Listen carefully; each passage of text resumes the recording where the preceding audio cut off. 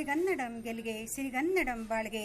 ದಾವಣಗೆರೆ ತಾಲೂಕು ಕನ್ನಡ ಸಾಹಿತ್ಯ ಪರಿಷತ್ತಿನ ಆಶ್ರಯದಲ್ಲಿ ನಡೆಯುತ್ತಿರುವ 65ನೇ ಕರ್ನಾಟಕ ರಾಜ್ಯೋತ್ಸವದ 12ನೇ ದಿನದ ಆನ್ಲೈನ್ ಕನ್ನಡ ನುಡಿ ಹಬ್ಬಕ್ಕೆ ಹಾರ್ದಿಕ ಶುಭಾಶಯಗಳೊಂದಿಗೆ ಎಲ್ಲ ಕನ್ನಡ ಮನಸ್ಸುಗಳನ್ನು ಸ್ವಾಗತಿಸುತ್ತಿದ್ದೇನೆ. ಇಂದು ನಾಡಗೀತೆ ಮತ್ತು ಪ್ರಾರ್ಥನಾ ಗೀತೆ ಹಾಡಲಿರುವ ದಾವಣಗೆರೆ ನಗರದ ತರಳುಬಾಳು ಬಡಾವಣೆಯ ಸುಶ್ರಾವ್ಯ ಸಂಗೀತ ವಿದ್ಯಾಲಯದ ನಿರ್ದೇಶಕರಾದ ಶ್ರೀಮತಿ ಯಶಾ ದಿನೇಶ್ ಮತ್ತು ಅವರ ತಂಡದ ಸಹ ಗಾಯಕರಾದ ಶ್ರೀಮತಿ ಸಮಿತಾ ಪ್ರಕಾಶ್, ಸಿರಿ ವೈಡಿ ಮತ್ತು ತನುಷಾ ಪ್ರಕಾಶ್ ರವರು ಭಾಗವಹಿಸಿ ಗಾಯನ ಮಾಡಿ ನಮಗೆಲ್ಲರಿಗೂ ಸಂಗೀತ ಸುಧೆಯನ್ನು ಹರಿಸಲಿದ್ದಾರೆ.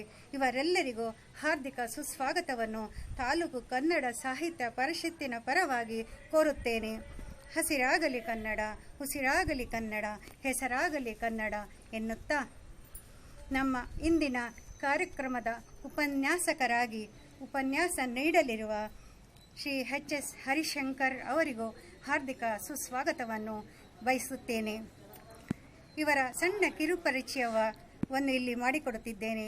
ತಾರೀಖು 8-12-1940 ದಾವಣಗೆರೆ ತಾಲೂಕು ಹದಡಿಯಲ್ಲಿ ಜನಿಸಿದ ಇವರು ಪ್ರಾಥಮಿಕ ಶಿಕ್ಷಣದ ನಂತರ ದಾವಣಗೆರೆಯಲ್ಲಿ ಇಂಟರ್ಮೀಡಿಯೇಟ್ ಶಿಕ್ಷಣ ಪಡೆದು ಹೆಚ್ಚಿನ ವ್ಯಾಸಂಗಕ್ಕಾಗಿ ಮೈಸೂರಿನ ಮಾನಸ ಗಂಗೋತ್ರಿಯಲ್ಲಿ ಕನ್ನಡ MA ಮುಗಿಸಿದರು. ನಂತರ ಮಾನಸ ಗಂಗೋತ್ರಿಯ ಕುವೆಂಪು ಕನ್ನಡ ಅಧ್ಯಯನ ಸಂಸ್ಥೆಯಲ್ಲಿ ಉಪನ್ಯಾಸಕರಾಗಿ, ರೀಡರ್ ಮತ್ತು ಪ್ರಾಧ್ಯಾಪಕರಾಗಿ 2000 ಇಸವಿಯ ತನಕ ಸೇವೆ ಸಲ್ಲಿಸಿದರು. ಪ್ರೊಫೆಸರ್ ಹರಿಶಂಕರ್ ಅವರು ರಷ್ಯನ್ ಪದವೀಧರರು. ರಷ್ಯಾದಲ್ಲಿ 3 ವರ್ಷಗಳ ಕಾಲ ಅನುವಾದಕರಾಗಿ ಕೆಲಸ ಮಾಡಿ ರಷ್ಯನ್ ಭಾಷೆಯಿಂದ ಕನ್ನಡಕ್ಕೆ ನೇರವಾಗಿ 15 ಕೃತಿಗಳನ್ನು ಭಾಷಾಂತರಿಸಿದ ಪ್ರಪ್ರಥಮ ಭಾಷಾಂತರಕಾರ ಎಂಬ ಹೆಗ್ಗಳಿಕೆ ಇವರದು. ಇವರ ಕೆಲವು ಕೃತಿಗಳ ಹೆಸರನ್ನು ಹೇಳಲೇಬೇಕು. ಚೆಕಾಫನ ಕಥೆಗಳು, ಹಿಲ್ಸು ಹಿನ್, ದುಶಿನ್, ತುರ್ಕಮಾನ್ ಜಾನಪದ ಗೀತೆಗಳು, ಬ್ರಾತಿನೋ ಸಾಹಸ ಇತ್ಯಾದಿಗಳು. ಇವರ ಸುಂದರ ಮಾಸ್ಕೋ, ಸುಂದರ ರಷ್ಯಾ ಕೃತಿ ರಷ್ಯಾದ ಜನಜೀವನವನ್ನು ಆತ್ಮೀಯವಾಗಿ ಚಿತ್ರಿಸಿದ್ದು ಬಹು ಜನಪ್ರಿಯ ಕೃತಿ. ಮಾಸ್ಕೋ ರೇಡಿಯೋದಲ್ಲಿ ಉದ್ಘೋಷಕರಾಗಿ ಕೆಲಸ ಮಾಡಿದ ಹಿರಿಮೆ ಇವರದು. ಬಹುಭಾಷಾ ಪಂಡಿತರಾದ ಇವರು ಅನೇಕ ಕೃತಿಗಳನ್ನು ಹೊರತಂದು ಕನ್ನಡ ಸಾರಸ್ವತ ಲೋಕಕ್ಕೆ ಬಹುದೊಡ್ಡ ಕಾಣಿಕೆಯನ್ನು ನೀಡಿದ್ದಾರೆ. ಇಂತಹ ಹಿರಿಯರು ವಿದ್ವಾಂಸರಾದ ಶ್ರೀ ಎಚ್.ಎಸ್. ಹರಿಶಂಕರ್ ರವರು ತಾಲೂಕು ಕನ್ನಡ ಸಾಹಿತ್ಯ ಪರಿಷತ್ತಿನ 7ನೇ ಸಾಹಿತ್ಯ ಸಮ್ಮೇಳನದ ಸರ್ವಾಧ್ಯಕ್ಷರಾಗಿ ಕಸಾಪಕ್ಕೆ ಗೌರವ ತಂದುಕೊಟ್ಟರು ಎಂದರೆ ತಪ್ಪಾಗಲಾರದು. 2017ರಲ್ಲಿ ಹದಡಿಯಲ್ಲಿ ನಡೆದ ಸಾಹಿತ್ಯ ಸಮ್ಮೇಳನ ಅಭೂತಪೂರ್ವ ಯಶಸ್ಸು ಕಂಡಿದ್ದು ಮರೆಯಲಾಗದ ಘಟನೆಯಾಗಿದೆ. ಕನ್ನಡ ಸಾಹಿತ್ಯ ಪರಿಷತ್ತಿನ ತಾಲೂಕು ಅಧ್ಯಕ್ಷರಾದ ಶ್ರೀ ವಾಮದೇವಪ್ಪನವರ ಸಾಹಿತ್ಯ ಪ್ರೇಮ, ಹದಡಿಯ ಹರಿಶಂಕರರ ಹುಟ್ಟೂರಿನ ಒಲವು ಸಮ್ಮೇಳನದ ಯಶಸ್ಸಿನಲ್ಲಿ ಕಂಡೆವು. ಇವರಿಗೆ ಸಂದ ಪ್ರಶಸ್ತಿ ಪುರಸ್ಕಾರಗಳು ಹಲವಾರು. ಬಹುಮುಖ್ಯವಾಗಿ ಅಂತಾರಾಷ್ಟ್ರೀಯ ಸೋವಿಯತ್ ಲ್ಯಾಂಡ್ ನೆಹರು ಪ್ರಶಸ್ತಿ, ಇಸೆಮಿನ್ ಅಂತಾರಾಷ್ಟ್ರೀಯ ಪ್ರಶಸ್ತಿ ಇವರ ಸಾಹಿತ್ಯಕ್ಕೆ ಚಿನ್ನದ ಗರಿ. ಹಲವಾರು ಪ್ರಶಸ್ತಿ ಪುರಸ್ಕಾರ ಸನ್ಮಾನಗಳನ್ನು ಪಡೆದ ಇವರು ಇಂದು ನಮ್ಮೊಡನೆ ತಾಲೂಕು ಕನ್ನಡ ಸಾಹಿತ್ಯ ಪರಿಷತ್ತಿನವರು ಹಮ್ಮಿಕೊಂಡ ಕನ್ನಡ ನುಡಿ ಹಬ್ಬದಲ್ಲಿ ಆಚಾರ್ಯ BM ಶ್ರೀ ರವರ ಸಾಹಿತ್ಯ ಎಂಬ ವಿಚಾರವಾಗಿ ಉಪನ್ಯಾಸ ಕೊಡಲಿದ್ದಾರೆ. ಇವರನ್ನು ಹಾರ್ದಿಕವಾಗಿ ತಾಲೂಕು ಕನ್ನಡ ಸಾಹಿತ್ಯ ಪರಿಷತ್ತಿನ ವತಿಯಿಂದ ಸ್ವಾಗತವನ್ನು ಕೋರುತ್ತೇನೆ.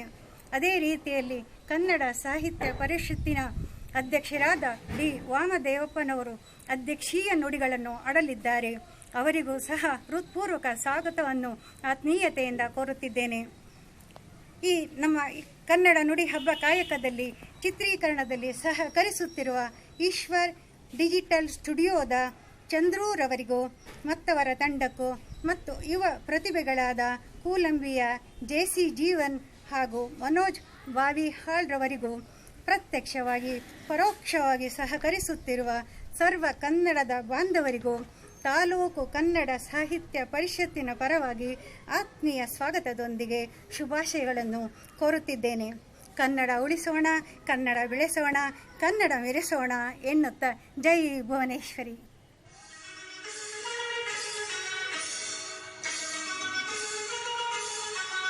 जय भारत जननीय तनुजाते, जय हे कर्नाटक माते, जय सुंदर नदिवनಗಳ ನಾಡೆ, जय हे रस ಋಷಿಗಳ ಬೀಡೆ, ಭೂದೇವಿಯ ಮಕುಟದ ನವಮಣಿಯೇ,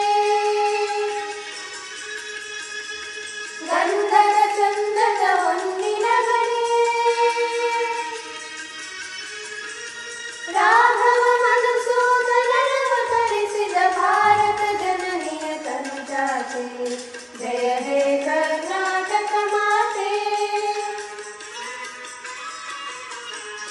ಜನನಿಯ ಜೋಗುಳ ವೇದದ ಘೋಷ, ಜನನಿಗೆ ಜೀವವು ನಿನ್ನಾವೇಶ, ಹಸುರಿನ ಗಿರಿಗಳ ಸಾಲೆ, ನಿನ್ನಯ ಕೊರಳಿನ ಮಾಲೆ, ಕಪಿಲ ಪತಂಜಲ ಗೌತಮ ಜಿಗನುತ ಭಾರತ ಜನನಿಯ ತನುಜಾತೆ, ಜಯ ಹೇ ಕರ್ನಾಟಕ ಮಾತೆ.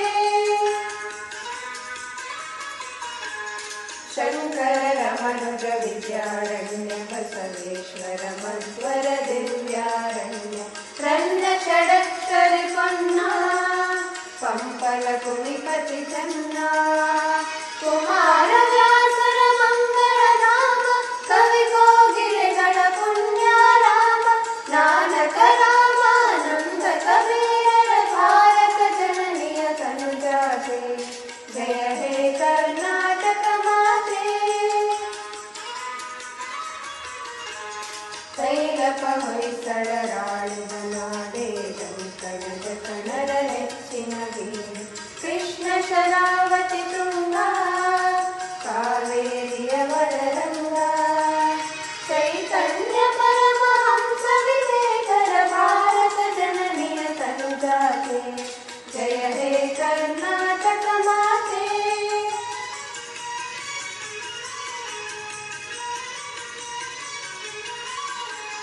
ಸರ್ವ ಜನಾಂಗದ ಶಾಂತಿಯ ತೋಟ, ರಸಿಕರ ಕಂಗಳ ಸೆಳೆಯುವ ನೋಟ, ಹಿಂದೂ ಕ್ರೈಸ್ತ ಮುಸಲ್ಮಾನ, ಪಾರಸಿಕ ಜೈನರ ಧ್ಯಾನ,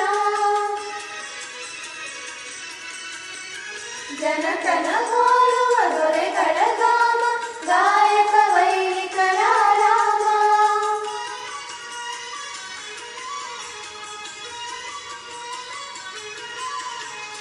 ಕನ್ನಡ ನುಡಿ ಕುಣಿದಾಡುವ ದೇಹ, ಕನ್ನಡ ತಾಯಿಯ ಮಕ್ಕಳ ದೇಹ, ಭಾರತ ಜನನಿಯ ತನುಜಾತೆ, ಜಯ ಹೇ ಕರ್ನಾಟಕ ಮಾತೆ, ಜಯ ಹೇ ಕರ್ನಾಟಕ ಮಾತೆ, ಜಯ ಹೇ ಕರ್ನಾಟಕ ಮಾತೆ.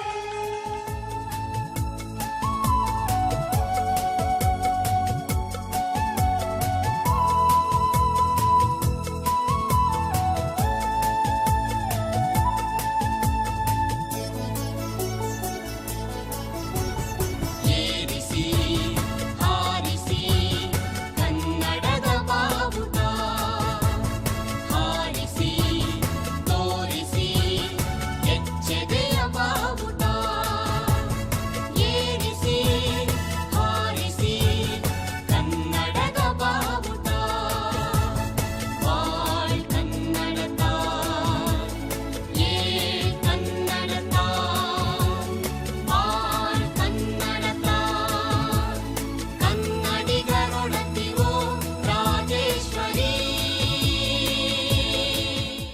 ಆತ್ಮೀಯ ಬಂಧುಗಳೇ, ಈ ಹೊತ್ತಿನ ನನ್ನ ಉಪನ್ಯಾಸ ಆಧುನಿಕ ಕನ್ನಡದ ನವಯುಗದ ಪ್ರವರ್ತಕರಲ್ಲಿ ಅಗ್ರಗಣ್ಯರಾಗಿದ್ದ ಶ್ರೀ ಎಂಬ ನಾಮಾಂಕಿತದಲ್ಲಿ ಪ್ರಕೀರ್ತಿತರಾದ BM ಶ್ರೀಕಂಠಯ್ಯನವರನ್ನು ಕುರಿತದ್ದು. ಇವರ ಬಗ್ಗೆ ಕೆಲವು ಸಂಗತಿಗಳನ್ನು ತಿಳಿಸಿಕೊಡಬೇಕೆಂದು ಆಗ್ರಹಪೂರ್ವಕವಾಗಿ ಒತ್ತಾಯಿಸಿದವರು ನನ್ನ ಆಪ್ತ ಮಿತ್ರರು, ದಾವಣಗೆರೆ ತಾಲೂಕು ಕನ್ನಡ ಸಾಹಿತ್ಯ ಪರಿಷತ್ತಿನ ಅಧ್ಯಕ್ಷರು ಆಗಿರುವ ಶ್ರೀ ಬಿ ವಾಮದೇವಪ್ಪನವರು. ಅವರ ಅವ್ಯಾಜ ಸ್ನೇಹಕ್ಕೆ ನನ್ನ ವಂದನೆಗಳು.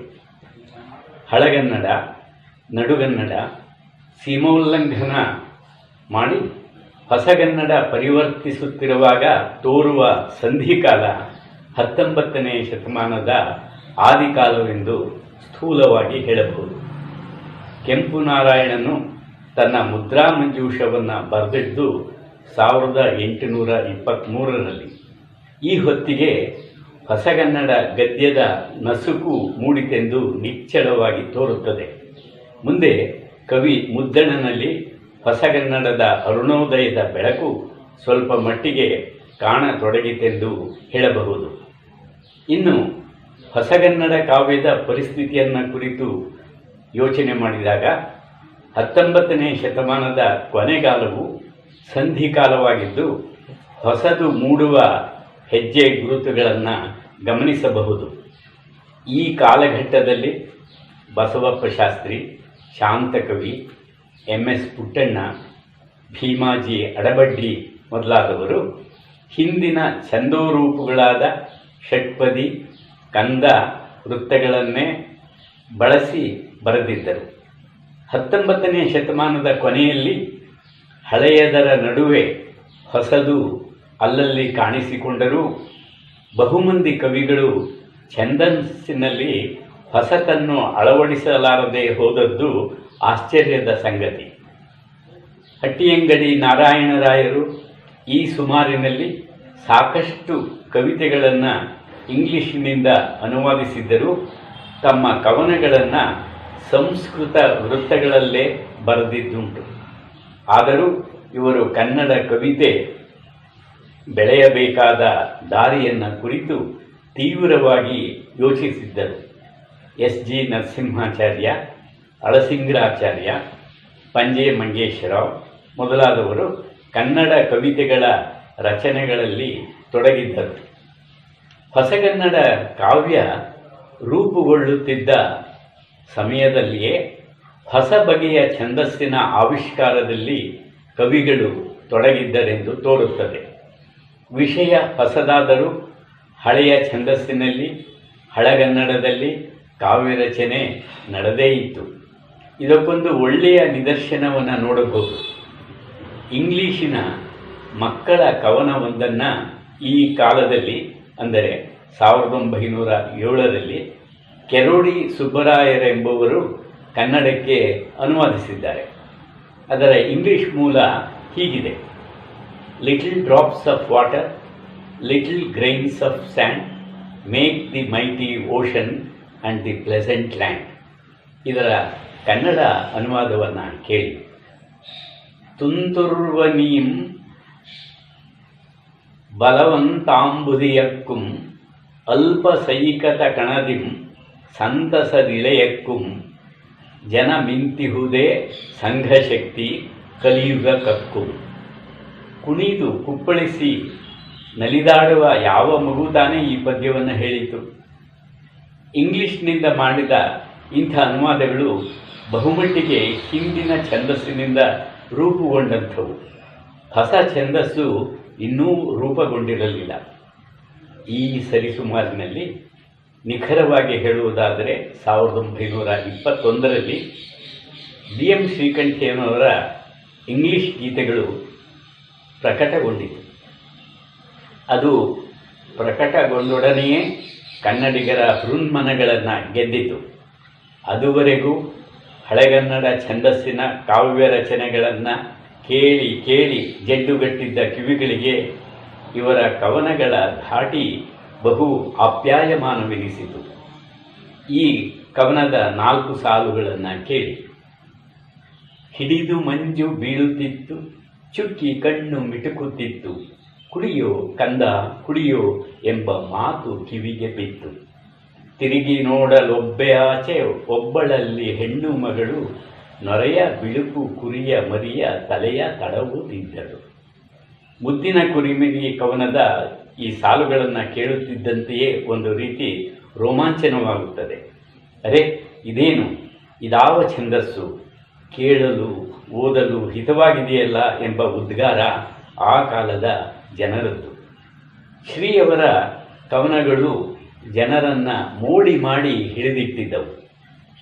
ಮುಂದಿನ ಹೊಸಗನ್ನಡದ ಪೀಳಿಗೆಯ ಕವಿಗಳಿಗೆ ಕವಿತೆಗಳಿಗೆ ಇವು ಸ್ಫೂರ್ತಿ ಕೊಟ್ಟವು.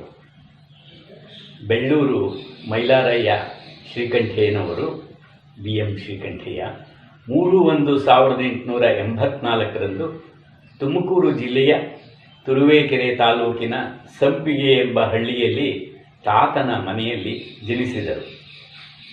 ಇವರ ತಂದೆ ಮೈಲಾರಯ್ಯನವರು, ತಾಯಿ ಭಾಗೀರಥಮ್ಮ. ಇವರ ಬಾಲ್ಯ ಶಿಕ್ಷಣ ಶ್ರೀರಂಗಪಟ್ಟಣದಲ್ಲಿ ನಡೆಯಿತು. 1907ರಲ್ಲಿ ಮೈಸೂರಿನ ಮಹಾರಾಜ ಕಾಲೇಜಿನಲ್ಲಿ BA ಪದವಿ ಪಡೆದು 1909ರಲ್ಲಿ ಮದ್ರಾಸಿನಲ್ಲಿ MA ಪದವಿ ಪಡೆದರು. ಜೊತೆಗೆ BL ಪದವಿಯೂ ಸಿಕ್ಕಿತು. ಮುಂದೆ 1910ರಲ್ಲಿ ಮಹಾರಾಜ ಕಾಲೇಜಿನಲ್ಲಿ ಇಂಗ್ಲಿಷ್ ಅಧ್ಯಾಪಕರಾಗಿ ನೇಮಕಗೊಂಡರು. 1923ರಲ್ಲಿ ಇವರು ಇಂಗ್ಲಿಷ್ ಪ್ರೊಫೆಸರ್ ಆದರು. ಮೊದಲು ಶ್ರೀಕಂಠಯ್ಯನವರು ಕನ್ನಡದ ಬಗ್ಗೆ ಅಷ್ಟಾಗಿ ಒಲವು ತೋರಿಸುತ್ತಿರಲಿಲ್ಲವಂತೆ. ಕನ್ನಡದಲ್ಲಿ ಮಾತಾಡಿ ಎಂದರೆ ಅವರಿಗೆ ಬಿಗುಮಾನ, ಅವಮಾನ. ಕನ್ನಡ ಸಭೆಗಳಿಗೆ ಹೋಗುತ್ತಿರಲಿಲ್ಲ. ಆದರೆ ಬಹಳ ಕಾಲ ಈ ಬಿಗುಮಾನ ಉಳಿಯಲಿಲ್ಲ. ಕನ್ನಡದ ಕಂಪು ಇವರನ್ನು ಬಹುಬೇಗ ಆಕರ್ಷಿಸಿತು. ಇಂಗ್ಲಿಶಿನ ಸಂಪರ್ಕದಿಂದ ಕನ್ನಡ ಸಾಹಿತ್ಯವನ್ನು ಕಸಿ ಮಾಡಿ ಬೆಳೆಸುವುದು ಹೇಗೆ ಎಂದು ಮದ್ರಾಸಿನಲ್ಲಿ ಇವರು ಇಂಗ್ಲಿಷ್ ಸಾಹಿತ್ಯದಲ್ಲಿ MA ಮಾಡುತ್ತಿದ್ದಾಗಲೆಯೇ ಯೋಚಿಸಿದ್ದರಂತೆ.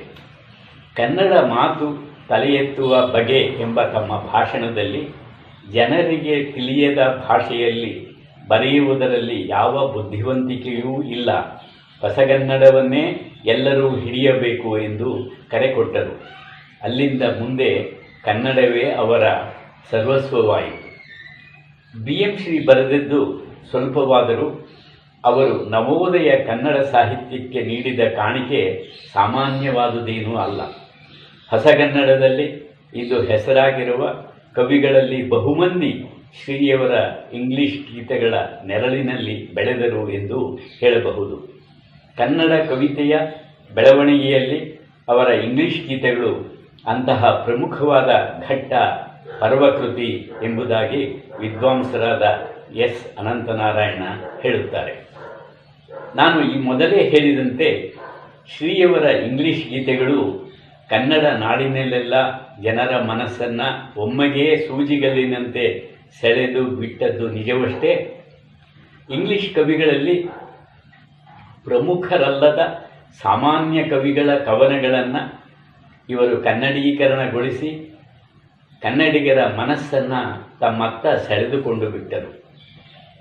ಉದಾಹರಣೆಗೆ ಲೇಡಿ ಲಿಂಡ್ಸೆ ಎಂಬ ಕವಯಿತ್ರಿಯ ಓಲ್ಡ್ ರಾಬಿನ್ ಗ್ರೇ ಎಂಬ ಕವನ ಹೇಗೆ ಹೃದಯವಾಗಿದೆ ಎಂಬುದನ್ನು ಕೇಳಿ. ಕವನದ ಶೀರ್ಷಿಕೆ ಮುದಿಯ ರಾಮಗೌಡ. ಕುರಿಗಳೆಲ್ಲ ರೊಪ್ಪದಲ್ಲಿ, ದನಗಳೆಲ್ಲ ತೊಟ್ಟಿಯಲ್ಲಿ, ಜನಗಳೆಲ್ಲ ಹಟ್ಟಿಯಲ್ಲಿ, ಬಳಲಿ ಕೆಡೆದರು ತೆಪ್ಪಗೆ. ಗಂಡ ಗೊರಕೆ ಹೊಯ್ಯುತಿಹನು ನಿದ್ದೆ ಕವಿದು ಮಗ್ಗುಲಲ್ಲಿ, ನನಗೋ ಹೊಟ್ಟೆಯ ದುಃಖವೆಲ್ಲ ಕಣ್ಣ ಹನಿಯಲಿ ಸುರಿಯುವುದು. ಚಿಕ್ಕ ಹರೆಯದ ಚಾಮನೊಲಿದು ಮದುವೆಗೆನ್ನ ಬಯಸುತ್ತಿದ್ದ, ಚಿಕ್ಕ ಹರೆಯದ ಚಾಮನೊಲಿದು ಮದುವೆಗೆನ್ನ ಬಯಸುತ್ತಿದ್ದ, ಮಾತನೆತ್ತಲು ರೊಕ್ಕವಿಲ್ಲದೆ ನಾಚಿ ಸುಮ್ಮನೆ ಇರುವನು. ದುಡ್ಡು ಕಾಸನ್ನು ಕೂಡಿ ಹಾಕಲು ಹೋಗಿ ಹಡಗ ಸೇರಿಕೊಂಡ, ದುಡ್ಡು ಕಾಸನ್ನು ನನ್ನ ಸಲುವೆ ಕೂಡಿ ಹಾಕಲು ಹೋದನು. ಅವನು ಹೋಗಿ ನೆಟ್ಟಗೆಲ್ಲ 2 ವಾರ ಕಳೆಯಲಿಲ್ಲ, ಅಪ್ಪ ಕೈಯ ಮುರಿದುಕೊಂಡ, ಕಳ್ಳರೊಯ್ದರು ಧನವನು. ಅವ್ವ ನರಳುತ್ತ ಬಿದ್ದುಕೊಂಡಳು, ಚಾಮ ಎತ್ತಲು ಕಡಲಲ್ಲಿದ್ದನು. ಇತ್ತ ಮುದಿಯ ರಾಮಗೌಡ ನನ್ನ ಬಯಸಿ ಬಂದನು. ಅಪ್ಪ ಹೇಳಿದ, ಗದರಿಕೊಂಡ, ಅವ್ವ ಬಾಯಲ್ಲಿ ಆಡಲೊಳ್ಳಳು. ಅವಳು ನೋಡಿದ ನೋಟವೇ ನನ್ನೆದೆಯ ನಿರಿಯಿತು ಮುರಿಯಿತು. ಅವನ ಕೈಯಲ್ಲಿ ಕೈಯನ್ನಿಟ್ಟರೂ ಮನಸ್ಸು ಕಡಲಲ್ಲಿ ನಿಂತು ಹೋಯಿತು. ಅಂತೂ ಮುದಿಯ ರಾಮಗೌಡ ನನಗೆ ಗಂಡನಾದ. ಇನ್ನು ಮುಂದಿನದು ದಾರುಣ ಕಥೆ. ಇದು ದುಃಖಾಂತ್ಯದಲ್ಲಿ ಮುಕ್ತಾಯವಾಗುತ್ತದೆ. ಮೂಲ ಇಂಗ್ಲೀಷಿನ ಸಾಮಾನ್ಯ ಪದ್ಯವಿಲ್ಲಿ ಬಹಳ ಯಶಸ್ಸನ್ನು ಗಳಿಸಿದೆ. ಇನ್ನೊಬ್ಬ ಸಾಮಾನ್ಯ ಇಂಗ್ಲಿಷ್ ಕವಿ ಥಾಮಸ್ ಹುಡ್ ಎಂಬಾತನ ಬ್ರಿಡ್ಜ್ ಆಫ್ ಸೈಸ್ ಎಂಬ ಮೂಲ ಕವನವನ್ನು ಮೀರಿಸುವಂತಹ ಅನುವಾದವನ್ನು ಶ್ರೀಯವರು ನೀಡಿದ್ದಾರೆ. ಕವನದ ಶೀರ್ಷಿಕೆ ದುಃಖ ಸೇತು. ಈ ಕವನದಲ್ಲಿ ಅನಾಥ ಹೆಣ್ಣು ಮಗಳ ಶವವನ್ನು ಕಂಡು ಕವಿ ಮಮ್ಮಲ ಮರಗುತ್ತಾನೆ. ಎಳೆಯ ವಯಸ್ಸಿನ ಆಕೆ ನದಿಯಲ್ಲಿ ಮುಳುಗಿ ಆತ್ಮಹತ್ಯೆ ಮಾಡಿಕೊಳ್ಳುತ್ತಾರೆ. ಕವಿ ಮೊದಲು ಅವಳ ರೂಪವನ್ನು ವರ್ಣಿಸಿ ಅವಳ ಆತ್ಮಹತ್ಯೆಯ ಕಾರಣವನ್ನು ವಿಶ್ಲೇಷಿಸುತ್ತಾನೆ. ಈ ಕವನವನ್ನು ಎಷ್ಟೊಂದು ಕಾವ್ಯಮಯವಾಗಿ ಶ್ರೀಯವರು ಅನುವಾದಿಸಿದ್ದಾರೆಂದರೆ ಅದು ಮೂಲ ಕವಿತೆಗಿಂತಲೂ ಸುಂದರವಾಗಿ ಕನ್ನಡದಲ್ಲಿ ಮೈದೋರಿದೆ. ಆ ನೀಳ್ಗವನದ ಒಂದೆರಡು ತುಣುಕುಗಳನ್ನು ಕೇಳಿ ಆನಂದಿಸಿ. ಅನಾಥೆ ಇವಳಿನ್ನೊಬ್ಬಳೀ ಜನ್ಮರೋಸಿ, ವೇಧೆಯನು ತಾಳದೆಯೇ ಮುಳುಗಿದಳು ಹೊಳೆಗೆ. ಮೆಲ್ಲಗಿವಳನು ಮುಟ್ಟು ಮರುಗಿ ಹಿಡಿದೆತ್ತು, ಏನು ಕೋಮಲ ಕಾಯ ಹೊಳಪು ಹೊಸಪ್ರಾಯ. ದುಡುಕಿ ಕಟ್ಟನು ಮೀರಿ ಕೆಟ್ಟವಳು ಇವಳು, ತಾನು ಮಾಡಿದ ಕರ್ಮ ತನ್ನ ಬೆನ್ನಲ್ಲಿ ಬಂದು ಸುಟ್ಟವಳು ಇವಳು ಎನ್ನುತ್ತ ಗದರದಿರು ನೀನು. ಇವಳ ತಂದೆಯಾದಾರು, ಇವಳ ತಾಯಿಯಾದಾರು, ಅಕ್ಕ ತಂಗಿಯರಿಹರೇ ಅಣ್ಣ ತಮ್ಮದಿರು. ನಿರಿ ಹಿಡಿದು ನಡುವೇರಿ ತೊದಳು ಮಾತನು ಬೀರಿ, ಕೊರಗ ನಗಿಸಲು ಬಲ್ಲ ಮಗುವಿಲ್ಲವೇನು. ಬಹುಶಃ ಮಗು ಇದ್ದಿದ್ದರೆ ಅವಳು ಸಾಯ್ತಾ ಇರಲಿಲ್ಲ ಏನೋ ಅನ್ನುವಂಥ ಮಾತು ಬಹಳ ಸುಂದರವಾಗಿದೆ. ಅವಳು ಹೇಗಿದ್ಲು ಅಂದರೆ, ಚಳಿಗಾಳಿ ಸೋಕಿದರೆ ಬೆಚ್ಚಿ ಬೆಚ್ಚಿದಳೆ, ನಡುಗಿದಳೆ, ಹೆದರಿದಳೆ, ಹೊಳೆಗೆ ಹಾರಿದಳು, ಮುಳುಗಿದಳು, ತೇಲಿದಳು, ಕೊಚ್ಚಿದಳು, ಕೊರೆವ ಹೊಳೆಯೊಳಗೆ. ಎಲ್ಲವೋ ಕಾಮುಕ ಕಟುಕ ಇಲ್ಲಿ ಬಾ ನೋಡು ಬಾ, ಎಲ್ಲಿ ಬೆಚ್ಚಗೆ ಮಲಗಿ ಸಲ್ಲಾಪ ಮಾಡುತ್ತಿಗೆ, ಇವಳೊಡನೆ ಮುಳುಗು ಬಾ ಪಾಪಿ. ಮೆಲ್ಲಗಿವಳನ್ನು ಮುಟ್ಟು ಮರುಗಿ ಹಿಡಿದೆತ್ತು, ಏನು ಕೋಮಲ ಕಾಯ ಹೊಳಪು ಹೊಸ ಪ್ರಾಯ. ಹೀಗೆ ಈ ಕವನ ಸಾಗುತ್ತದೆ. ಶ್ರೀಯವರ ಈ ಕವನವನ್ನು ಒಮ್ಮೆ ಸಭಿಕರಿಗೆ ವಿವರಿಸುತ್ತಿರುವಾಗ ಪ್ರೇಕ್ಷಕರಲ್ಲಿ ಕುಳಿತವನು ಒಬ್ಬನು ಎದ್ದು ನಿಂತು, ಸ್ವಾಮಿ, ನಾನು ನನ್ನ ಹೆಂಡತಿಯನ್ನು ಬಿಟ್ಟಿದ್ದೆ, ಈಗ ನನ್ನ ತಪ್ಪಿನ ಅರಿವಾಗಿದೆ, ಅವಳನ್ನು ಕೈ ಬಿಡುವುದಿಲ್ಲ ಎಂದು ಕೂಗಿಕೊಂಡನಂತೆ. ಈ ಕವನ ಅವನ ಮೇಲೆ ಅಷ್ಟೊಂದು ಪ್ರಭಾವವನ್ನು ಬೀರಿತ್ತು. ಒಂದು ಕಡೆ ಡಾಕ್ಟರ್ ಪ್ರಭುಶಂಕರ್ ಹೀಗೆ ಬರೆಯುತ್ತಾರೆ, ಇಂಗ್ಲಿಷಿನಲ್ಲಿ ಅಷ್ಟೇನೂ ಪ್ರಸಿದ್ಧವಲ್ಲದ ಕವನ ಇದು. ಕನ್ನಡದಲ್ಲಾದರೂ ಮೂಲವನ್ನು ಮೀರಿದ ಪ್ರಖ್ಯಾತಿ ಪಡೆದಿದೆ. ಈ ಬಗೆಯ ಹಲವು ಹತ್ತಾರು ಕವನಗಳಿಂದ ಇಂಗ್ಲಿಷ್ ಗೀತೆಗಳು ಎಲ್ಲರ ಜನರ ಮನವನ್ನು ಮುಟ್ಟಿದವು, ತಟ್ಟಿದವು. ಈ ಕವನ ಸಂಕಲನದಲ್ಲಿ ಇಂಥ ಹಲವಾರು ಸ್ವಾರಸ್ಯ ಕವನಗಳಿವೆ. ಅವುಗಳನ್ನು ಓದುವಾಗ ಈ ಕವನಗಳು ಕನ್ನಡ ಕವನಗಳೇ ಎನ್ನುವ ಅನಿಸಿಕೆ ಮನದಲ್ಲಿ ಮೂಡಿದರೆ ಅಚ್ಚರಿ ಪಡಬೇಕಾಗಿಲ್ಲ. ಸಮಯದ ಮಿತಿಯಿಂದಾಗಿ ಇಲ್ಲಿ ಹೆಚ್ಚು ಉದಾಹರಣೆಗಳನ್ನು ನೀಡಲಾಗಿಲ್ಲ. ಕರುಣಾಳು ಬಾ ಬೆಳಕೆ, ಹಳೆಯ ಪಳಕೆಯ ಮುಖಗಳು, ಕನಕಾಂಗಿ, ದೇಶ ಸೇವಕ, ನನ್ನ ಪ್ರೇಮದ ಹುಡುಗಿ, ಹೀಗೆ ಬರೆದಷ್ಟು ಸುಂದರ ಕವನಗಳು ಈ ರತ್ನೋದಧಿಯಲ್ಲಿ ಓದುಗರಿಗೆ ಲಭ್ಯವಾಗುತ್ತದೆ. ಶ್ರೀಯವರ ಇತರ ಕೃತಿಗಳೆಂದರೆ ಗದಾಯುದ್ಧ ನಾಟಕಂ, ಅಶ್ವತ್ಥಾಮನ್, ಪಾರಸಿಕರು, ಕನ್ನಡಿಗರಿಗೆ ಒಳ್ಳೆಯ ಸಾಹಿತ್ಯ ಇತ್ಯಾದಿ. ಪಾರಸಿಕರು ಮತ್ತು ಅಶ್ವತ್ಥಾಮನ್ ಗ್ರೀಕ್ ನಾಟಕಗಳ ಸ್ಫೂರ್ತಿಯಿಂದ ಬಂದದ್ದು. ಶ್ರೀಯವರಿಗೆ ಗ್ರೀಕ್ ಭಾಷೆ ಮತ್ತು ತಮಿಳು ಭಾಷೆಗಳಲ್ಲಿ ಪ್ರಭುತ್ವವಿತ್ತು. ಹೊಂಗನಸೆಗಳು ಇವರ ಮತ್ತೊಂದು ಕವನ ಸಂಕಲನ. ಇದು ಸ್ವತಂತ್ರ ಕವನಗಳ ಸಂಪುಟ. ಇದರಲ್ಲಿ 14 ಕವನಗಳಿವೆ. ಇದರಲ್ಲಿ ಬರುವ ಕನ್ನಡ ತಾಯಿನೋಟ ಅತ್ಯಂತ ಸೊಗಸಾದ ಕವನ. ಕವಿ ಕನ್ನಡ ನಾಡಿನ ಸಿರಿ ಸೊಬಗುಗಳನ್ನು ನೋಡುತ್ತಾ ಎಲ್ಲ ಪ್ರದೇಶಗಳನ್ನು ಬಳಸಿಕೊಂಡು ಕೊನೆಗೆ ಹಾಳು ಹಂಪೆಗೆ ಬರುತ್ತಾನೆ.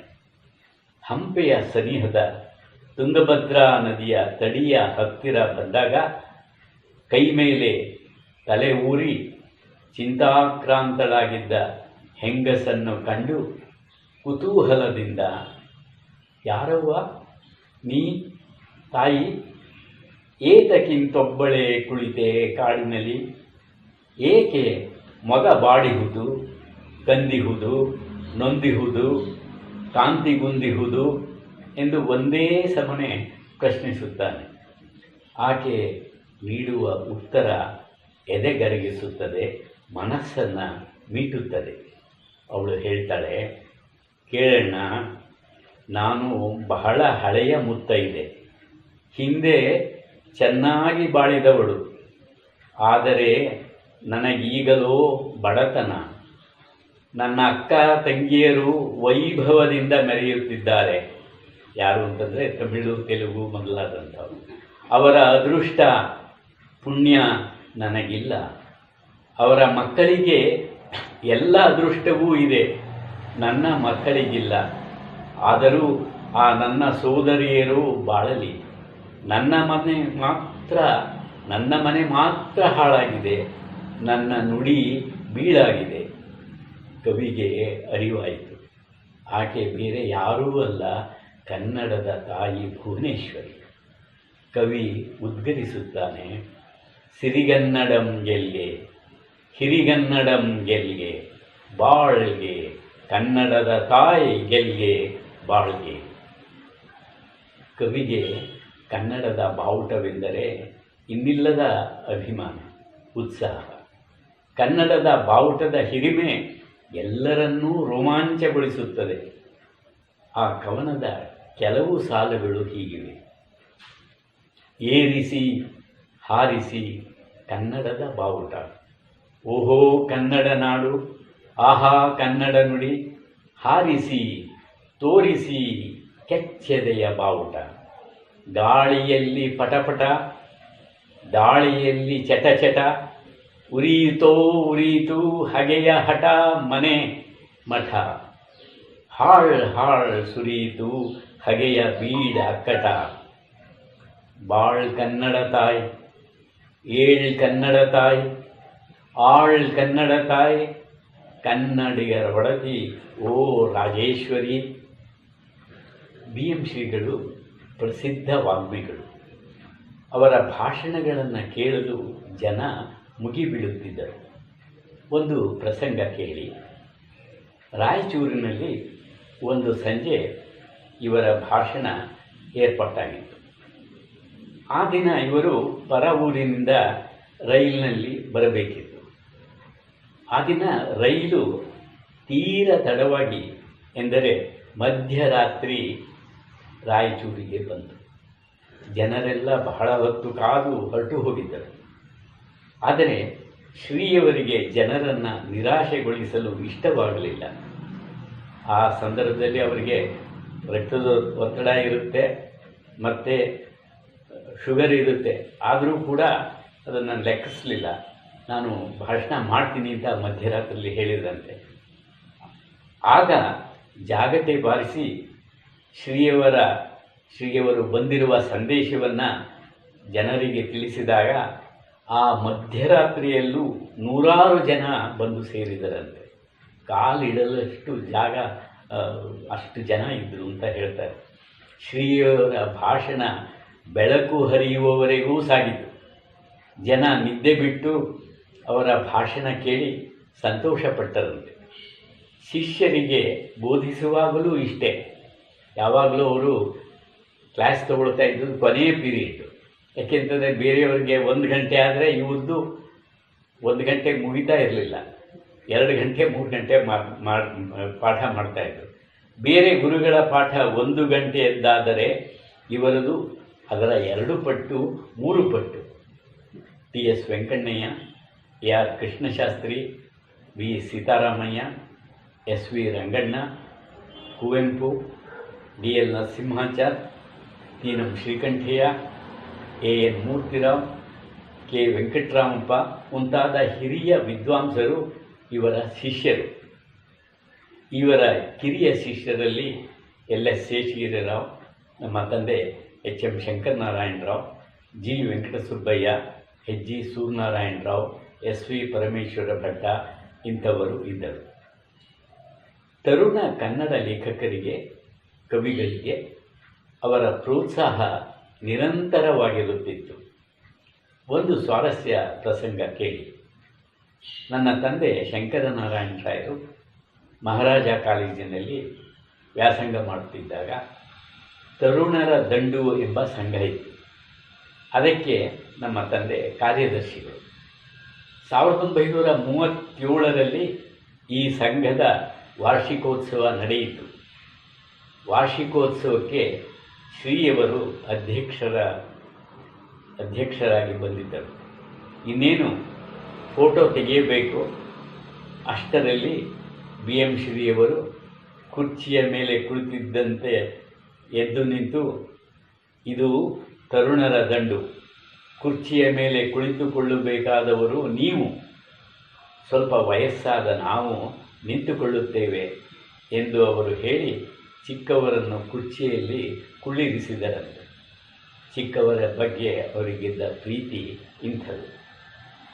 BM ಶ್ರೀಯವರು 1926ರಿಂದ 1930ರವರೆಗೆ 3 ವರ್ಷಗಳ ಕಾಲ ಮೈಸೂರು ವಿಶ್ವವಿದ್ಯಾನಿಲಯದ ರಿಜಿಸ್ಟ್ರಾರ್ ಆಗಿ ಸೇವೆ ಸಲ್ಲಿಸಿದರು.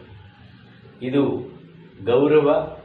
ಇವರು ಗೌರವ ಕನ್ನಡ ಪ್ರಾಧ್ಯಾಪಕರಾಗಿದ್ದರೂ ಕೂಡ ಅವರಿಗೆ ಈ ಗೌರವ ಸಂದದ್ದು ಬಹಳ ವಿಶೇಷವಾಗಿತ್ತು. ಇವರೊಬ್ಬರೇ ಇಂಗ್ಲೀಷ್ ಪ್ರೊಫೆಸರ್ ಮತ್ತು ಕನ್ನಡ ಪ್ರೊಫೆಸರ್ ಆಗಿತ್ತು. ಇನ್ಯಾರೂ ಮೈಸೂರು ವಿಶ್ವವಿದ್ಯಾನಿಲಯದ ಇತಿಹಾಸದಲ್ಲಿ ಒಬ್ಬನೇ ವ್ಯಕ್ತಿ 2 ದೊಡ್ಡ ಪ್ರಾಧ್ಯಾಪಕ ಹುದ್ದೆಯನ್ನು ವಹಿಸಿಕೊಂಡಿರಲಿಲ್ಲ. ಅದು ಇವರ ಹಿರಿಮೆ. 1928ರಲ್ಲಿ ಗುಲ್ಬರ್ಗಾದಲ್ಲಿ ನಡೆದ 14ನೇ ಸಾಹಿತ್ಯ ಸಮ್ಮೇಳನದ ಅಧ್ಯಕ್ಷರಾಗಿದ್ದರು. ಶ್ರೀಯವರ ವೈಯಕ್ತಿಕ ಬದುಕು ಅನೇಕ ಕಷ್ಟಗಳಿಂದ ಕೂಡಿತು. ತಾರುಣ್ಯದಲ್ಲಿಯೇ ತಮ್ಮ ಹೆಂಡತಿಯನ್ನು ಕಳೆದುಕೊಂಡರು. ಇದ್ದ ಒಬ್ಬ ಮಗ ತಪ್ಪು ತಿಳುವಳಿಕೆಯಿಂದ ತಾಯಿ ಕಣ್ಣಲ್ಲಿ ಹಾಕಿದ ಔಷಧದ ಪರಿಣಾಮವಾಗಿ 2 ಕಣ್ಣುಗಳನ್ನೂ ಕಳೆದುಕೊಂಡಿದ್ದ. ದೊಡ್ಡ ಅಳಿಯ ಪ್ರತಿಭಾವಂತನಾಗಿದ್ದ. ಆತನೂ ಚಿಕ್ಕ ವಯಸ್ಸಿನಲ್ಲಿ ಇನ್ಫ್ಲೂಯೆನ್ಸಾ ಕಾಯಿಲೆಯಿಂದ ವಿಧಿವಶನಾದ. ವಿಧಿ ಇವರಿಗೆ ಮೇಲಿಂದ ಮೇಲೆ ಪೆಟ್ಟು ಕೊಟ್ಟರೂ ಎದೆಗುಂದದೆ ಧೈರ್ಯದಿಂದ ಎದುರಿಸಿದರು. ಅಶ್ವತ್ಥಾಮನ್ ನಾಟಕದಲ್ಲಿ ಒಂದು ಮಾತು ಬರುತ್ತದೆ. ಅದರಲ್ಲಿ ಹೀಗಿದೆ ಆ ಮಾತು: ಒಬ್ಬ ಮೇಳ ನಾಯಕ, ಅವನೇ ಲೀಡರು, ಆ ನಾಟಕದ ಮೇಳದ ನಾಟಕ. ಅವನು ಒಂದು ಮಾತು ಹೇಳ್ತಾನೆ ಅಶ್ವತ್ಥಾಮನ್ ಕೃತಿಯಲ್ಲಿ. ಆ ಮಾತು ಬಹುಶಃ BM ಶ್ರೀಕಂಠಯ್ಯನವರು ತಮ್ಮ ಜೀವನ ಕುರಿತೇ ಹೇಳಿದರೇನೋ ಅನಿಸುತ್ತೆ. ಆ ಮಾತು ಬಹಳ ಚೆನ್ನಾಗಿದೆ. ಅವನು ಆ ಮೇಳನಾಯಕ ಹೇಳೋ ಮಾತು ಕೇಳಿ: ಇಂದೇನೋ ಮುಂದೇನೋ ಮುನ್ನೆ ಆಳ್ ಕಾಣನ್, ಬಂದುದನೆ ಕೊಂಡುಂಡು ತಾಳ್ದವನೇ ಜಾಣನು. ಹೇಳ್ತಾರೆ, ಇವತ್ತೇನೋ ನಾಳೆ ಏನೋ ಯಾರೂ ಅರಿಯರು, ಯಾರಿಗೂ ಗೊತ್ತಿಲ್ಲ. ಇವತ್ತೇನಾಗುತ್ತೆ ನಾಳೆ ಏನಾಗುತ್ತೆ ಅನ್ನುವಂಥದ್ದು ಯಾರಿಗೂ ಗೊತ್ತಿಲ್ಲ. ಆದರೆ ಅಂಥ ಸಂದರ್ಭದಲ್ಲೂ ಕೂಡ ಬಂದುದನೆ ಕೊಂಡುಂಡು ತಾಳ್ದವನೇ ಜಾಣ. ಯಾರು ತನಗೆ ಏನು ಬರುತ್ತೆ, ದುಃಖ ಬರಬಹುದು, ಸುಖ ಬರಬಹುದು, ಸಂಕಷ್ಟ ಬರಬಹುದು, ಏನೇ ಬಂದರೂ ಕೂಡ ಅದನ್ನು ಉಂಡು ತಾಳ್ದವನೇ ಜಾಣ. ಅದನ್ನು ಯಾರು ತಾಳ್ಕೊಂಡು ಇರ್ತಾರೆ ಅಂಥವನು ಜಾಣನಾಗ್ತಾನೆ. ಅಯ್ಯೋ ಹೀಗಾಯ್ತಲ್ಲ ಅಂಥೇಳಿ ಕೊರಗಿದ್ರೆ ಏನೂ ಆಗಲ್ಲ. ಯಾಕೆಂದರೆ ವಿಧಿಯ ಆಟದ ಮುಂದೆ ಮನುಷ್ಯನ ಆಟ ಏನೂ ಇಲ್ಲ. ಇದು ಬಹಳ ಸೊಗಸಾದಂತಹ ಮಾತು. ನಿಜ, ಇವತ್ತೇನಾಗುತ್ತದೆ ನಾಳೆ ಏನಾಗುತ್ತದೆ ಎಂಬುದನ್ನು ಮನುಷ್ಯ ತಿಳಿದುಕೊಳ್ಳಲಿಕ್ಕೆ ಸಾಧ್ಯವಾಗುವುದಿಲ್ಲ. ಏನು ಬರುತ್ತದೆಯೋ ಅದನ್ನು ಧೈರ್ಯದಿಂದ ಎದುರಿಸುವವನೇ ಜಾಣನಾಗುತ್ತಾನೆ ಎಂಬ ಸಂದೇಶ ಸಾರ್ವಕಾಲಿಕ ಸತ್ಯ. ಶ್ರೀಯವರು ಕನ್ನಡದ ಕಣ್ವರು, ಹೊಸಗನ್ನಡ ಕಾವ್ಯ ಕುಲಪತಿಗಳು ಎಂದು ನಾಡಿಗೆ ನಾಡೇ ಅವರನ್ನು ಗೌರವಿಸಿದೆ. ಒಂದು ರೀತಿಯಲ್ಲಿ ಇವರನ್ನು ನವೋದಯ ಕಾವ್ಯ ಸಾಹಿತ್ಯದ ಪ್ರವರ್ತಕ, ಪಿತಾಮಹ ಎನ್ನಬಹುದು. ಶ್ರೀಯವರ ಮಾರ್ಗದರ್ಶನ ನಮಗೆ ಸದಾ ಬೇಕು. ಅವರು ಕಾಣದ ಲೋಕದಿಂದ ನಮ್ಮನ್ನು ಹರಸುತ್ತಿರಬೇಕು. ಕೊನೆಯ ಪಕ್ಷ ರಾಜ್ಯೋತ್ಸವ ಸಮಾರಂಭಗಳ ಸಮಯದಲ್ಲಾದರೂ ಶ್ರೀಯವರಂಥ ಹಿರಿಯರನ್ನು ನಾವು ನೆನಪಿಸಿಕೊಳ್ಳೋಣ. ಅವರ ನೆನಪಿಗೆ ನನ್ನ ಸಾವಿರ ನಮನಗಳು. ಕರುಣಾಳು ಬಾ ಬೆಳಕೆ ಮುಸುಕಿದಿ ಮಭಿನಲಿ ಕೈ ಹಿಡಿದು ನಡೆಸೆನ್ನನು.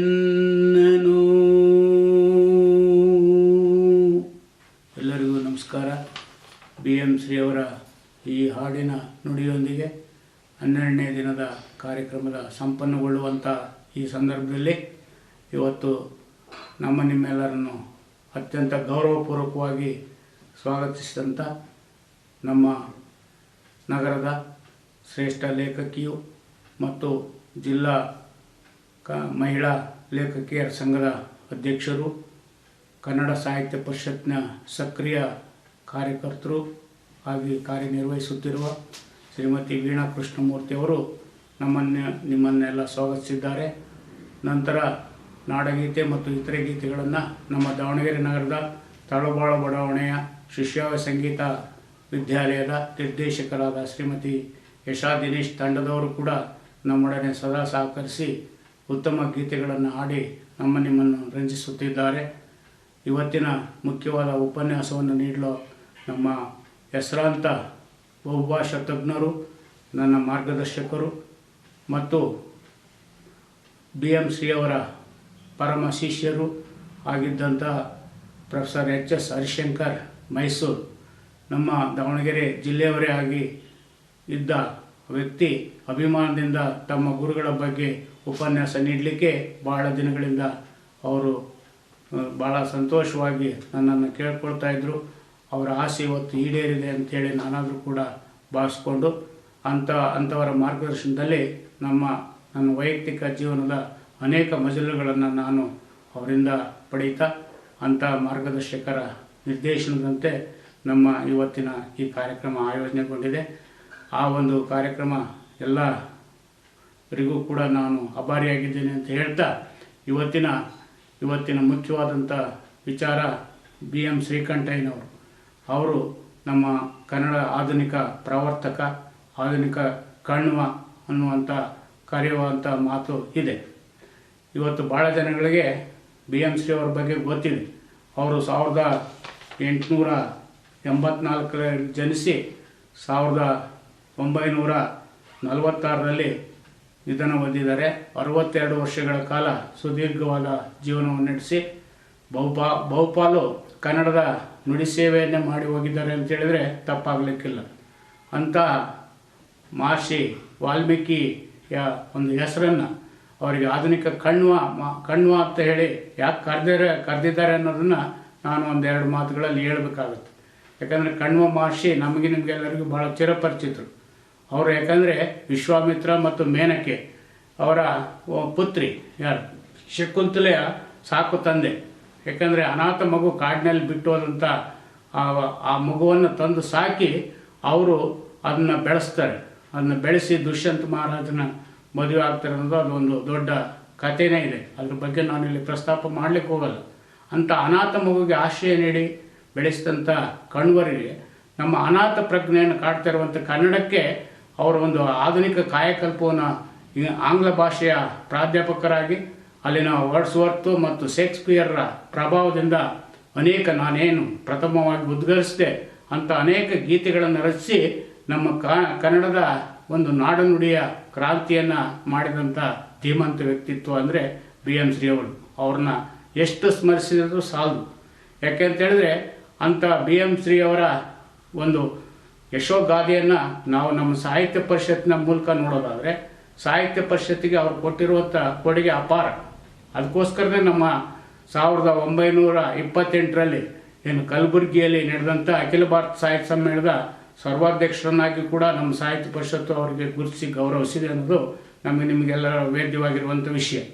ಅಷ್ಟೇ ಅಲ್ಲ, ಅವರು ಸಾಹಿತ್ಯ ಪರಿಷತ್ನಲ್ಲಿ ಕೇಂದ್ರ ಸಾಹಿತ್ಯ ಪರಿಷತ್ನಲ್ಲಿ ಉಪಾಧ್ಯಕ್ಷರಾಗಿದ್ದಂಥ ಸಂದರ್ಭದಲ್ಲಿ 1938ರಲ್ಲಿ ಒಂದು ನಮ್ಮದೇ ಆದಂಥ ಅಚ್ಚುಕೂಟ ಇರಬೇಕು, ಪ್ರಿಂಟಿಂಗ್ ಪ್ರೆಸ್ಸು ಮತ್ತು ಮುದ್ರಣ ಸಾಮಗ್ರಿಗಳು ಇರಬೇಕು ಅನ್ನುವಂಥ ಒತ್ತಾಸೆಯನ್ನು ಅವತ್ತಿನ ರಾಜ್ಯ ಪರಿಷತ್ ಸಭೆಯಲ್ಲಿ ಮಂಡಿಸಿದಾಗ ಹಣ ಇಲ್ಲವಂಥ ಅಸಹಾಯಕತೆಯನ್ನು ಸಭೆಯಲ್ಲಿ ಅವತ್ತಿನ ಅಧ್ಯಕ್ಷರುಗಳು ಮತ್ತು ಇತರೆ ಪದಾಧಿಕಾರಿಗಳು ಹೇಳ್ತಾರೆ. ಅವಾಗ ಅವರು ಸ್ವಂತ ದುಡಿಮೆಯ ಹಣದಲ್ಲಿ 6,500 ರೂಪಾಯಿನ ಕೊಟ್ಟು ಅದರ ಎಲ್ಲ ವೆಚ್ಚವನ್ನು ಭರಿಸುವಂಥ ಕೆಲಸವನ್ನು ಅವತ್ತು ಮಾಡ್ತಾರೆ. ಇವತ್ತು ಅದು ಲಕ್ಷ ಕೋಟಿಗೆ ಸಮ, ಅದು ಬೇರೆ ಪ್ರಶ್ನೆ.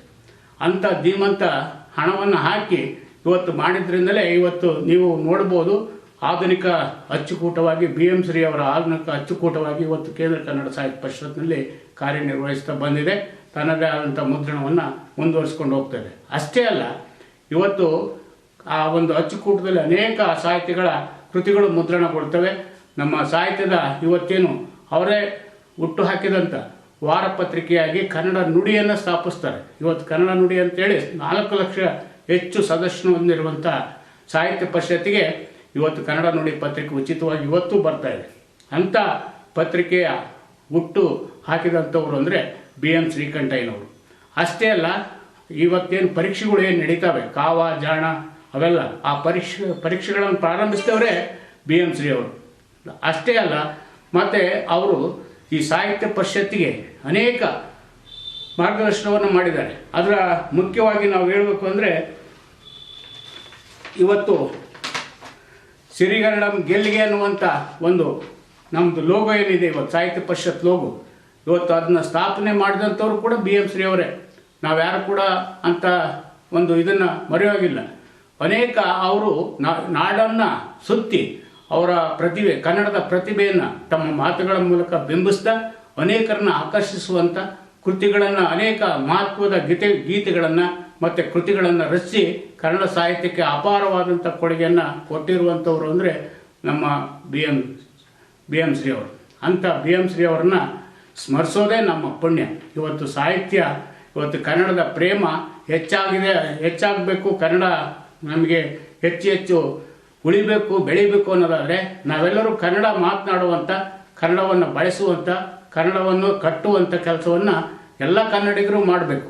ಯಾವುದೇ ಭಾಷೆಗಳ ಪ್ರೀತಿ ಇರಲಿ, ಆದರೆ ಇದು ಮಾತೃವಾತ್ಸಲ್ಯದ ಪ್ರೀತಿ ನಮ್ಮ ಭಾಷೆದಾಗಬೇಕು.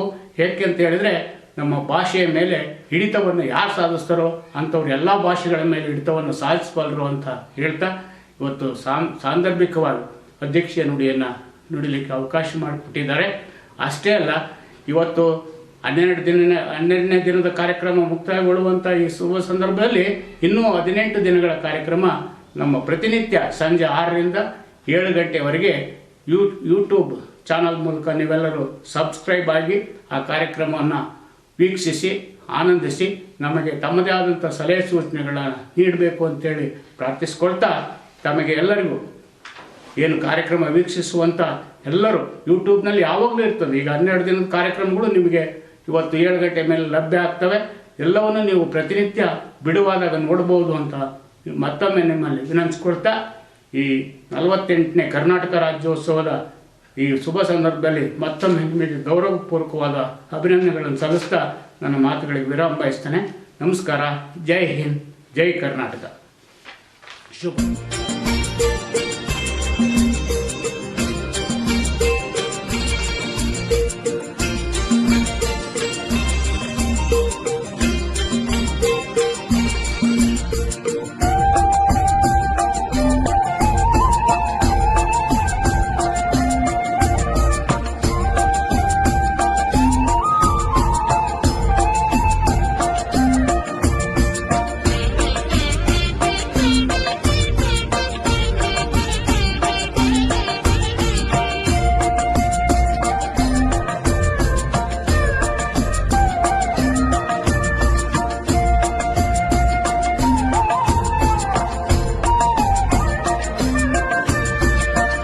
ಕರುಣಾಳುವ ಬೆಳಕೆ ಮುಸುಕಿದಿ ಮಪ್ಪಿನಲ್ಲಿ ಕೈ ಹಿಡಿದು ನಡೆಸೆನ್ನನು.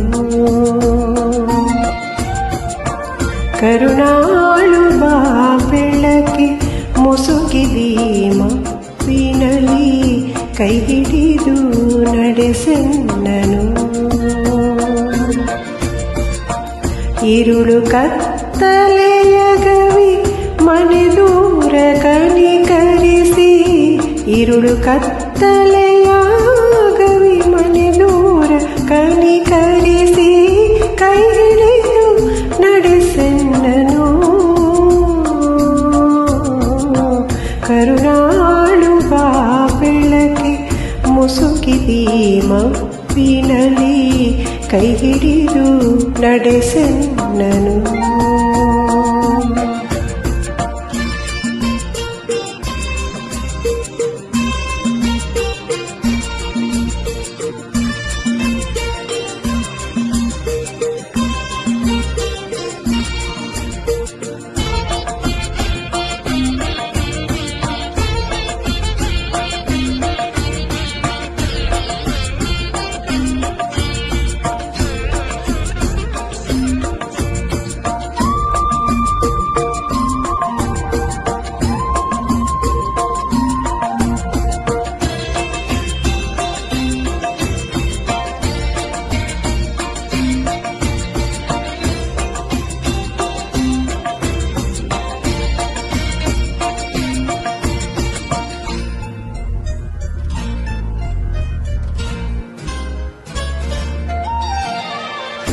ಹೇಳಿ ನನ್ನಡಿ ಹಿಡಿಸು ಬಲು ದೂರ ನೋಟವನು, ಕೇಳನೊಡನೆ ಸಾಕು ನನಗೊಂದು ಹೆಜ್ಜೆ.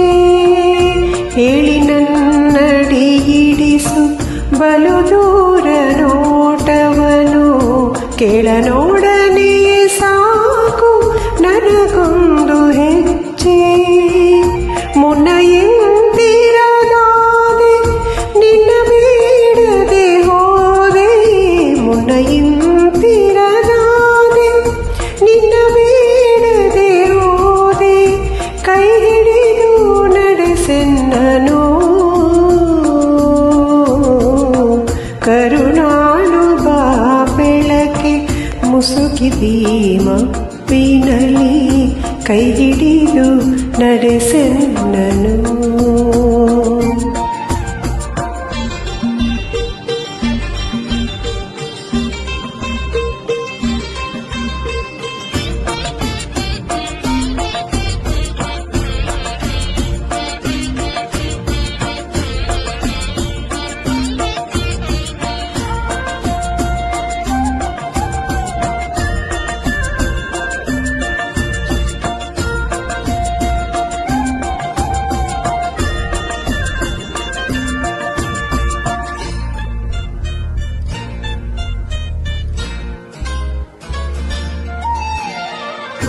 ಇಷ್ಟು ದಿನ ಸಲಹಿರುವೆ ಈ ಮೂರ್ಖನನ್ನು ನೀನು, ಮುಂದೆಯೂ ಕೈ ಹಿಡಿದು ನಡೆಸದೆಯ.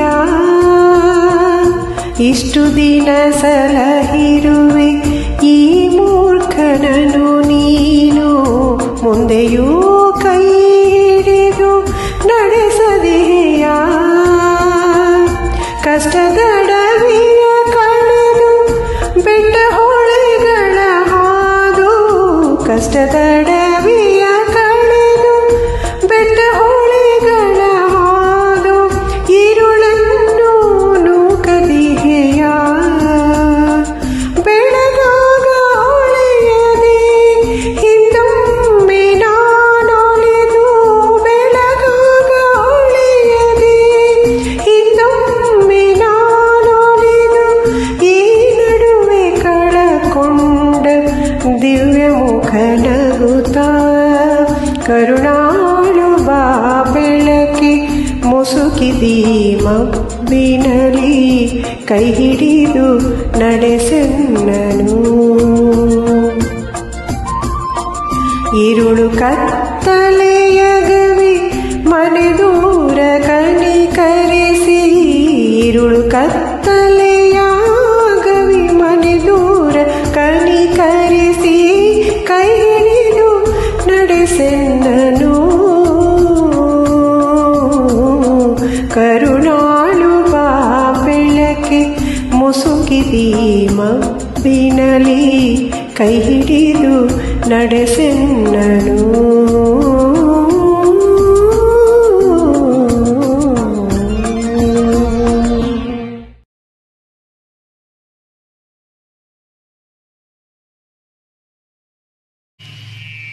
ಅಂತರಂಗದ ಮೃದಂಗ ಅಂತು ತೋಂತಾನ ಅಂತರಂಗದ ಮೃದಂಗ ಅಂತು ತೋಂತಾನ ಚಿತ್ತ ತಾಳ ಬಾರಿಸಲಿತ್ತು ಝಣ ಝಂಜನಾನ ನೆನಪು ತಂತಿ ಮೀಟುತ್ತಿತ್ತು ತೋಂತನನ ತೋಂತನನ ತೋಂತನನ ಅಂತರಂಗದ ಮೃದಂಗ ಅಂತು ತೋಂತಾನ ಅಂತರಂಗದ ಮೃದಂಗ ಅಂತು ತೋಂತಾನ ಕತ್ತಲಲ್ಲಿ ಬೆಳಕು ಮಿಂಚಿ ಪಡೆಯಿತೇಳು ಬಣ್ಣ ಮೂಕ ಮೌನ ದೂಕ ಮೀಟಿ ದಣಿಯು ಮೂತಿ ತಣ್ಣ ಕತ್ತಲಲ್ಲಿ ಬೆಳಕು ಮಿಂಚಿ ಪಡೆಯಿತೇಳು ಬಣ್ಣ ಮೂಕ ಮೌನ ದೂಕ ಮೀಟಿ ದಣಿಯು ಮೂತಿ ತಣ್ಣ ಕಲ್ಲು ಮಣ್ಣು ಕೂಡಲಲ್ಲಿ ಹಾಡು ಹುಟ್ಟಿತಣ್ಣ ಕಲ್ಲು ಮಣ್ಣು ಕೂಡಲಲ್ಲಿ ಹಾಡು ಹುಟ್ಟಿತಣ್ಣ ಕಲ್ಲು ಮಣ್ಣು ಕೂಡಲಲ್ಲಿ ಹಾಡು ಹುಟ್ಟಿತಣ್ಣ ಅಣ್ಣ ಹುಟ್ಟಿತಣ್ಣ ಅಂತರಂಗದ ಮೃದಂಗ ಅಂತು ತೋಂತಾನ ಅಂತರಂಗದ ಮೃದಂಗ ಅಂತು ತೋಂತಾನ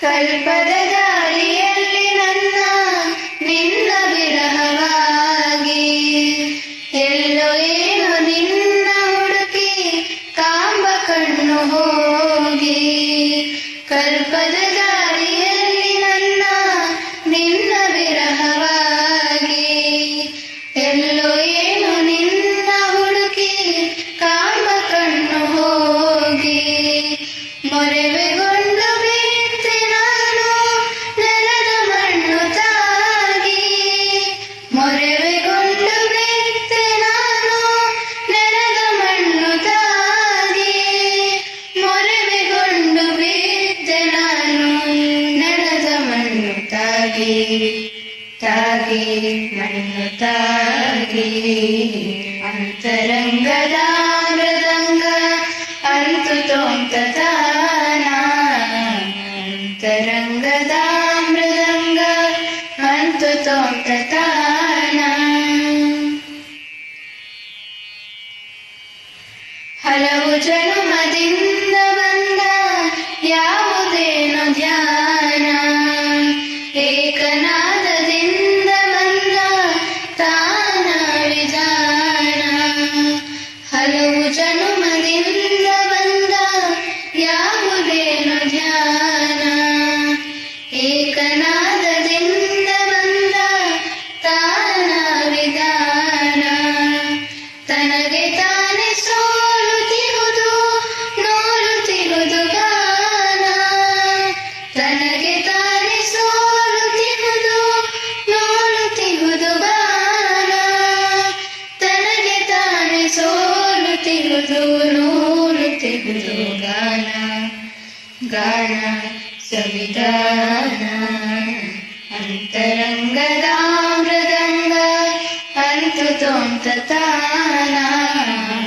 ಅಂತರಂಗದ ಮೃದಂಗ ಅಂತು ತೋಂತಾನ ಚಿತ್ತ ತಾಳ ಬಾರಿಸಲಿತ್ತು ಝಣ ಝಂಜನಾನ ನೆನಪು ತಂತಿ ಮೀಟುತ್ತಿತ್ತು ತೋಂತನನ ತೋಂತನ ಕನ್ನಡಾಣ